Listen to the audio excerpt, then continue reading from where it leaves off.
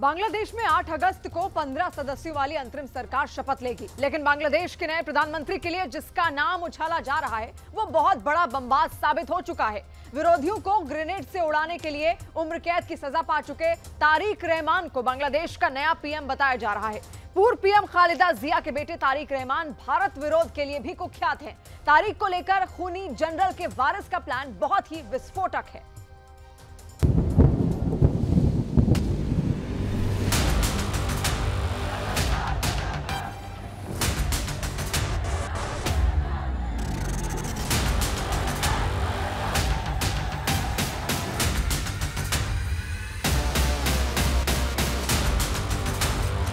तख्ता पलट हुआ, सेना ने कमान संभाली, शेख हसीना ने देश छोड़ा, लेकिन बांग्लादेश में हालात बदले नहीं।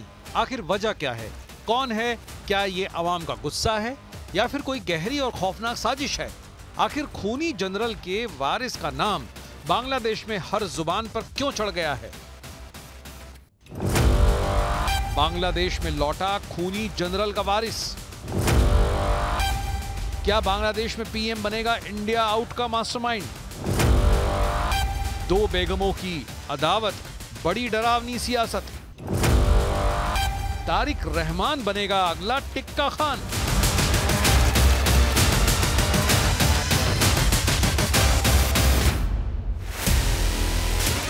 बांग्लादेश का इतिहास खुद को दोहरा रहा है, बार बार उसी मोड़ पर जाकर ठहर जा रहा है जहां सिर्फ तबाही है, बर्बादी है, खूनी साजिशें हैं, सत्ता के लिए होने वाला नरसंहार है, पीढ़ियों से जारी इंतकाम का ऐसा इतिहास जिसका हर पन्ना रक्त रंजित है। लेकिन लेटेस्ट एपिसोड जितना भयावह है उतना ही व्यापक। सोमवार की रात उपद्रवियों ने ऐसा अग्निकांड दिखाया जो रूह कपाने वाला था। बांग्लादेश में उपद्रवियों ने सोमवार रात जोशोर में अवामी लीग के नेता का आलीशान होटल ही फूंक दिया। इस अग्निकांड में 24 लोग जिंदा जल गए, जिसमें इंडोनेशिया से बांग्लादेश आया एक मेहमान भी था। बांग्लादेश में तख्ता पलट के बाद अराजकता का आलम यह है कि बांग्लादेश में अवामी लीग से जुड़ा कोई भी इंसान सलामत नहीं। बांग्लादेश की राजधानी में अवामी लीग की तरफ झुकाव रखने वालों को चुन चुन कर सबक सिखाया जा रहा है। लोकप्रिय बांग्ला सिंगर राहुल आनंद के घर को आग में झोंक दिया गया। आगजनी में पहले राहुल आनंद के घर की सभी कीमती सामान लूट लिए गए। 140 साल पुराने मकान में रखे बेशकीमती म्यूजिकल इंस्ट्रूमेंट्स को भी दंगाइयों ने फूंक डाला। गनीमत इतनी भर रही कि इस आगजनी में राहुल आनंद अपने परिवार को बचाने में सफल रहे। शेख हसीना से बदला ले रहे उपद्रवियों ने अवामी लीग से जुड़े लोगों की लाशें बिछा दी हैं। बांग्लादेश में 6 अगस्त को अवामी लीग से जुड़े नेताओं और उनके परिवार के सदस्यों के कम से कम 29 शव मिले हैं। सोमवार 5 तारीख को अशोक तला में अवामी लीग से जुड़े पूर्व पार्षद मोहम्मद शाह आलम के 3 मंजिला घर में उपद्रवियों ने आग लगा दी, जिसमें 6 लोगों की मौत हो गई। नेटोर 2 के सांसद शफीकुल इस्लाम शिमुल के घर पर भीड़ ने हमला कर दिया और आग लगा दी, जिसमें 4 लोगों की मौत हो गई। लाल मोनीहाट में लोगों ने अवामी लीग नेता सुमन खान के घर में आग लगा दी और उनके घर पर 6 शव बरामद हुए। अवामी लीग की सहयोगी पार्टी जुबा लीग के नेता मुशफिकुर रहीम का शव सोनागाजी उपजिला में एक पुल के नीचे पाया गया। वे जुबा लीग में सचिव पद पर थे। जुबा लीग के एक अन्य नेता बादशाह मियां का शव सुबह फेनी जिले में मिला। এখানে পোলা বানাইছিল, গ্যাঞ্জাম হয়েছিল, পরে আমি ওদিকে দাঁড়াইছিলাম, প্রথমে পুলিশে গুলি করছিল, পরে দেখে আর পারতাছে না, অনেক মানুষ আইসা পড়ছে তো পরে পুলিশে দিয়ে গেছে। मतलब शेख हसीना और उनके सभी करीबियों की सुपारी दे दी गई है। कहीं दंगाइयों की शक्ल में कॉन्ट्रैक्ट किलर तो बांग्लादेश में कहर नहीं ढा रहे? क्या दूसरे देश से बांग्लादेश में ब्लड बाथ का ऑर्डर दिया जा रहा है? इस हकीकत से पर्दा उठाएं। उससे पहले जरा शेख हसीना की सत्ता को उखाड़ फेंकने वाली साजिश की परतें खोलते हैं। बांग्लादेश में हुए तख्ता पलट की अंतरराष्ट्रीय साजिश के तार अब खुलने शुरू हो गए हैं। आलम यह है कि बांग्लादेश की सेना को संकेत दिया गया है कि वो जल्द से जल्द इस बात का प्रचार प्रसार शुरू कर दे कि शेख हसीना के जाने के बाद से अब बांग्लादेश में सब कुछ ठीक ठाक है। इसके साथ ही अंतरिम सरकार को जल्द से जल्द कार्यभार संभालने को कहा गया है। दूसरी तरफ पैराशूट लैंडिंग से बनी अंतरिम सरकार बांग्लादेश में हुई छात्र हिंसा आंदोलन के मामले में संयुक्त राष्ट्र संघ की स्वतंत्र जांच कमेटी से जांच कराए जाने का प्लान बना रही है। इस जांच का मकसद शेख हसीना और उनके मंत्रिमंडल के ज्यादातर मंत्रियों को अपराधी के तौर पर घोषित किया जाना बताया जा रहा है, ताकि शेख हसीना को किसी भी देश में शरण न मिल सके। बांग्लादेश तख्तापलट कॉन्स्पिरेसी के सूत्रधार पूरी कोशिश में जुटे हैं कि किसी भी तरह शेख हसीना को इंग्लैंड में शरण न मिले। शेख हसीना ने जब लंदन में शरण मांगी तो लंदन प्रशासन ने उन्हें संकेत दिया कि उनके खिलाफ बहुत जल्द संयुक्त राष्ट्र की जांच शुरू हो सकती है और ऐसे में वो किसी ऐसे व्यक्ति को अपने देश में शरण नहीं देंगे जिसके खिलाफ जल्द ही इंटरनेशनल जांच शुरू होने वाली हो। ऐसे में सवाल है कि आखिर लंदन प्रशासन ने ये संकेत किसके कहने पर दिए? आखिर लंदन प्रशासन इस मामले की जांच के लिए इतना उतावला क्यों है? शेख हसीना लंदन में अस्थायी तौर पर इसलिए रहना चाहती थी क्योंकि उनकी बहन की बेटी वहां से सांसद भी है और वहां इसका खासा प्रभाव भी है। लंदन में शेख हसीना के लिए मुश्किलें खड़ी करने वाले का नाम तारिक रहमान है। ये कौन है? क्यों शेख हसीना से इस कदर नफरत करता है? आगे जानेंगे, लेकिन पहले देखिए हसीना के लिए सुपर पावर अमेरिका का रुख, जो कोई चौंकाने वाला है। अमेरिका ने शेख हसीना का वीजा रद्द कर दिया है। इसके साथ ही इस सुपर पावर ने शेख हसीना को ऐसा कोई भी सिग्नल नहीं दिया है जिससे यह साबित हो कि वो उसकी मदद करने जा रहा है। ऐसे में इस बात के स्पष्ट संकेत हैं कि आने वाले दिनों में शेख हसीना और उनके सहयोगियों के खिलाफ अंतर्राष्ट्रीय स्तर पर और बांग्लादेश में अनेक मुकदमे दर्ज कर उनकी जांच शुरू की जा सकती है और उन्हें अपराधी ठहराया जा सकता है। Just I'm looking forward to going back home and see what's happening there and how we can organize ourselves to get out of the trouble that we are in.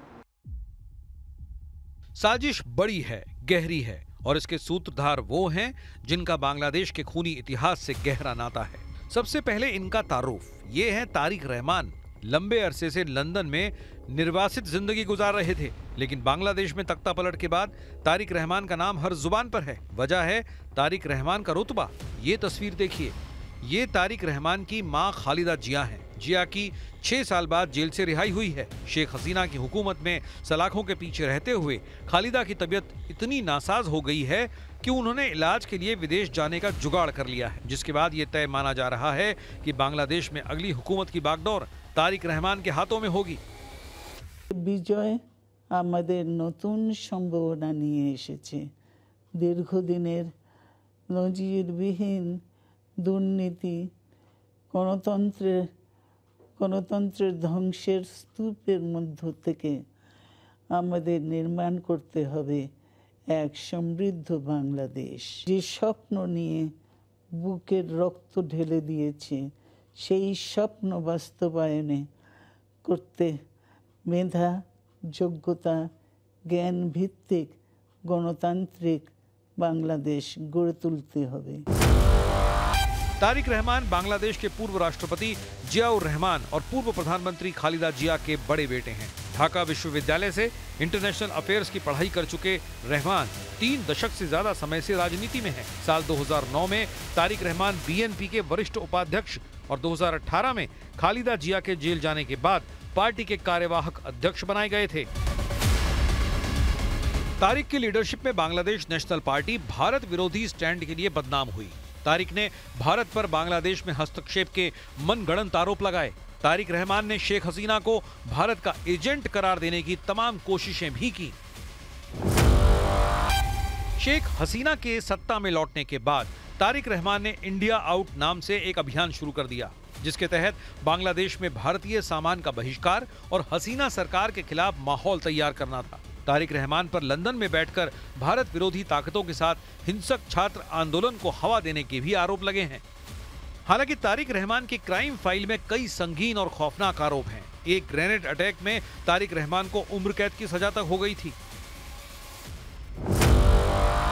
21 अगस्त 2004 को अवामी लीग की रैली में grenade हमला हुआ था। इस grenade attack में अवामी league के 24 नेताओं की मौत हो गई थी। रैली में आए सैकड़ों कार्यकर्ता इस धमाके की चपेट में आकर अपंग हो गए थे। शेख हसीना की रैली में ग्रेनेड अटैक का मास्टरमाइंड कोई और नहीं, तारिक रहमान निकला। ग्रेनेड अटैक के 14 साल लंबे चले मुकदमे में तारिक रहमान दोषी पाए गए और उन्हें साल 2018 में उम्र कैद की सजा भी सुनाई गई। हालांकि तारिक रहमान 10 साल पहले ही बांग्लादेश से फरार हो गए थे। फरारी के बाद तारिक रहमान पर मनी लॉन्ड्रिंग के भी मुकदमे हुए, मगर लंदन में बैठे तारिक रहमान ने किसी की परवाह नहीं की। तारिक बांग्लादेश में शेख हसीना के खिलाफ माहौल बनाते रहे। 16 साल लंबे इंतजार के बाद तारिक रहमान को सही मौका मिला और उन्होंने शेख हसीना का तख्ता पलट दिया। बांग्लादेश के इतिहास में कई दफे तख्ता पलट हुआ है। बांग्लादेश की बुनियाद रखने वाले शेख मुजीबुर रहमान को मौत के घाट उतारकर सत्ता से बेदखल किया गया था। बंगबंधु के खिलाफ हुए विद्रोह में शामिल रहे जनरल जियाउर रहमान का अंजाम भी उतना ही भयानक रहा था। उन्हीं जियाउर रहमान के वारिस हैं तारिक रहमान, जिनके बांग्लादेश का अगले प्रधानमंत्री होने की भविष्यवाणी की जा रही है। इजरायल में आज की रात बहुत ज्यादा तनाव है। नेतन्याहू से लेकर उनके मिलिट्री कमांडर्स तक सबको यकीन है कि ईरान आज रात ही जवाबी हमला करने जा रहा है। इजरायल का शक इसलिए भी गहरा होता जा रहा है क्योंकि पुतिन ने अपने स्ट्रॉन्ग मैन को ईरान के सीक्रेट दौरे पर भेजकर अमेरिका को बड़ा सिग्नल दे दिया है।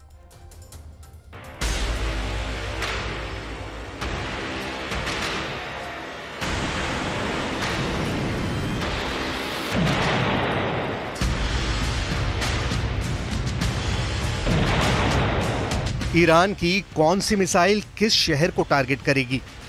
इजरायल के लिए ये डिकोड करना सबसे बड़ा चैलेंज बन चुका है। पेंटागन से लेकर इजरायल के वॉर रूम तक घंटों मीटिंग चल रही है। तेहरान में हमास प्रमुख इस्माइल हानिया की हत्या के बाद इजरायल के कमांडर अब ईरान के जवाब का इंतजार कर रहे हैं, क्योंकि नेतन्याहू भी जानते हैं कि हमला तो जरूर होगा।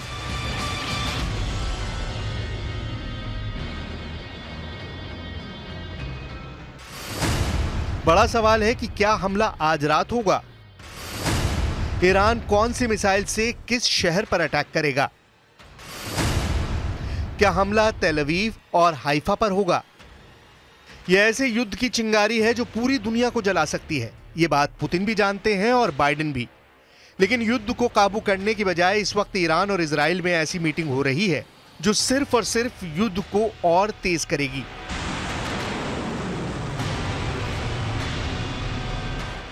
एक तरफ पुतिन ने अपना स्ट्रॉन्गमैन ईरान भेजा।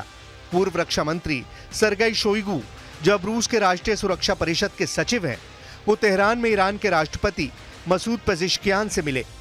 तो दूसरी तरफ अमेरिका के सेंट्रल कमांड के जनरल माइकल कुरिल्ला ने इजराइल की लीडरशिप से मुलाकात की है।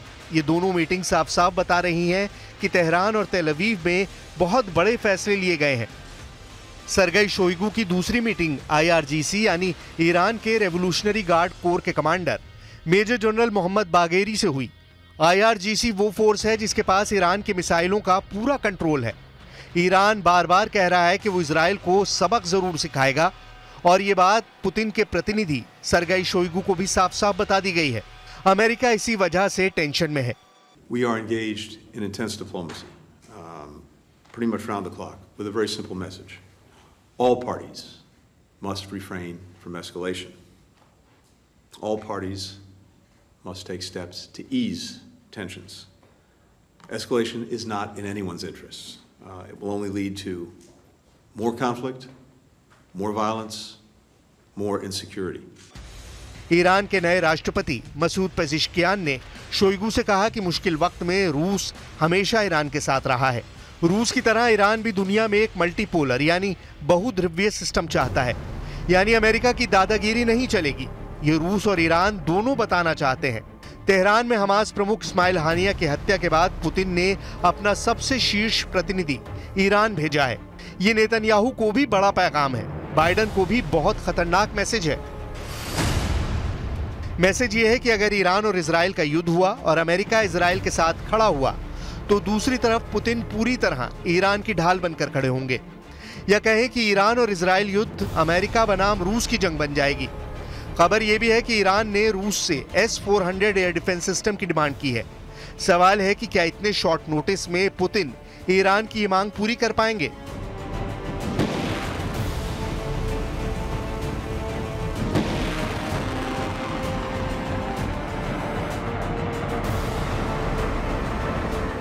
S-400 दुनिया का शक्तिशाली एयर डिफेंस सिस्टम माना जाता है।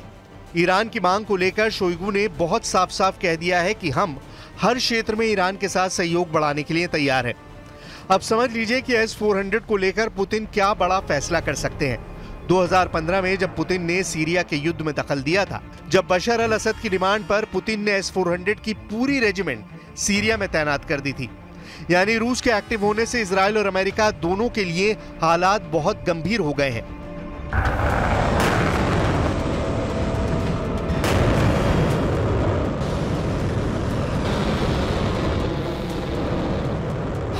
यह बहुत डराने वाला समीकरण है। अगर इजराइल और ईरान का युद्ध हुआ तो क्या होगा?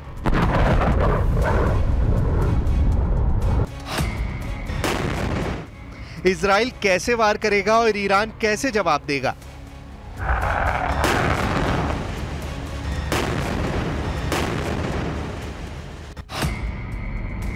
इस दशक में दुनिया के लिए सबसे खतरनाक वक्त आ चुका है।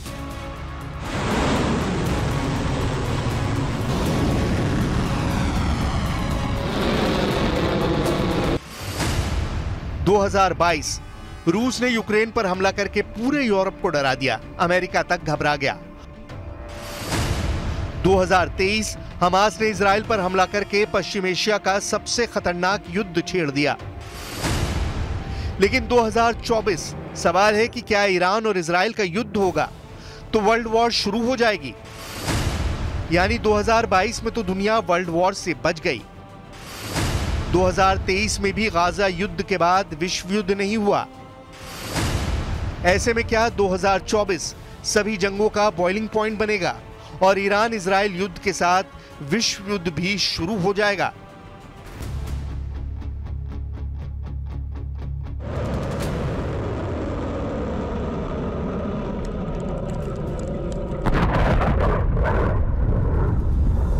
پاسخ محکمی دریافت کنند میفهمند که اشتباه کردند و این بار همین اشتباه رو تکرار کردند.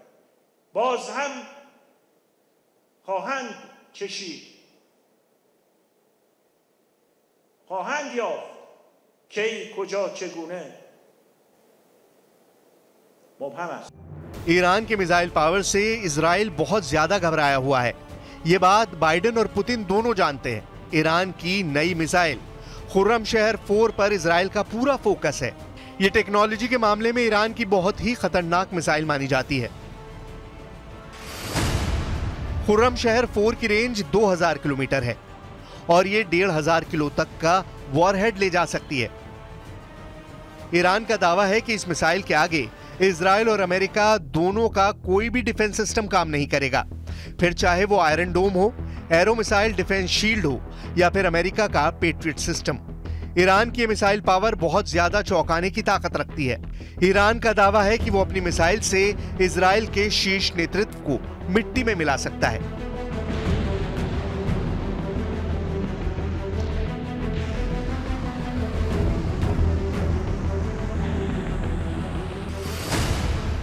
ईरान इस वक्त दुनिया की सबसे बड़ी ड्रोन पावर या कहें कि ड्रोन लीडर बन चुका है, जिसके ड्रोन सस्ते हैं, असरदार हैं और युद्ध में खुद को साबित भी कर चुके हैं।